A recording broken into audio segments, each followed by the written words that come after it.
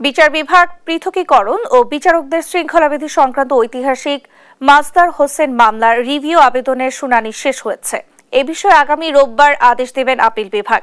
বৃহস্পতিবার প্রধান বিচারপতি ডক্টর সৈয়দ রেফাত আহমেদের নেতৃত্বাধীন ৬ বিচারপতির আপিল বেঞ্চ আদেশের এদিন ধার্য করেন। আদালতে আবেদনের পক্ষে শুনানি করেন আইনজীবী শিশির মনির। রাষ্ট্রপক্ষে ছিলেন অ্যাটর্নি জেনারেল মোহাম্মদ আসাদুজ্জামান। মাজদার হোসেন মামলার রায়ের পর 2017 সালের 11 ডিসেম্বর অধস্তন আদালতের বিচারকদের চাকরির শৃঙ্খলাবিধির গেজেট প্রকাশ করে সরকার। 2018 সালের 3 জানুয়ারি তা গ্রহণ করেন আপিল বিভাগ।